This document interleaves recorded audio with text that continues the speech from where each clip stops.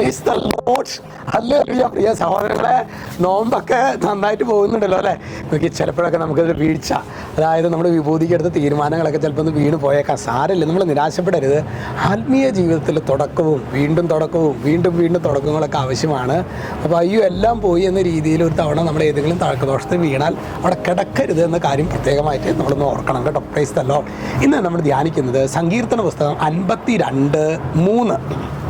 അവിടെ വചനം വെളിപ്പെടുത്തുന്നത് ശരിക്കും നമ്മുടെ ഉള്ളാണ് അവിടെ പറയുന്നത്.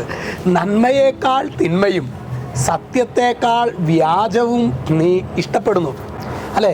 നമ്മൾ ചിലപ്പോഴൊക്കെ ചിലപ്പോഴൊന്നുമല്ല, നമ്മൾ ശരിക്കും ഒരു യേശുവേ കർത്താവേ എന്നൊക്കെ നമ്മൾ പറഞ്ഞാലും നന്മയേക്കാൾ തിന്മ ഇഷ്ടപ്പെടുന്ന, സത്യത്തേക്കാൾ വ്യാജം ഇഷ്ടപ്പെടുന്ന വ്യക്തികളായിട്ട് നമ്മുടെ ജീവിതത്തിൽ എത്രയോ തീരുമാനങ്ങൾ എടുക്കുമ്പോൾ പ്രിയ സഹോദരങ്ങൾ, നന്മയേക്കാൾ കൂടുതലായിട്ട് നമ്മുടെ സ്വാർത്ഥതയെ നമ്മൾ ലക്ഷ്യം വെച്ചിട്ടില്ലേ? സ്വാർത്ഥപരമായ തീരുമാനം, അതാണ് പറയുന്നത് തിന്മ എന്ന്. സത്യത്തേക്കാൾ ഞാൻ ഇതിൻ്റെ കൂടെ നിന്ന് കഴിഞ്ഞാൽ പെടാൻ സാധ്യതയുണ്ട്. അപ്പോൾ എന്തായി? വ്യാജൻ്റെ കൂടെ. നന്മയേക്കാൾ തിന്മയും സത്യത്തേക്കാൾ വ്യാജവും നീ ഇഷ്ടപ്പെടുന്നുവെന്ന് ദൈവവചനം കൃത്യമായിട്ടാണ് നമ്മളോട് പറയുക. ഹല്ലേലൂയ. നമുക്ക് പ്രത്യേകിച്ച് ഇന്ന് ഈ ആശീർവാദം സ്വീകരിക്കുമ്പോൾ ദൈവമേ, നമുക്ക് ശരിയായൊരു ആത്മശോധന നടത്തണം.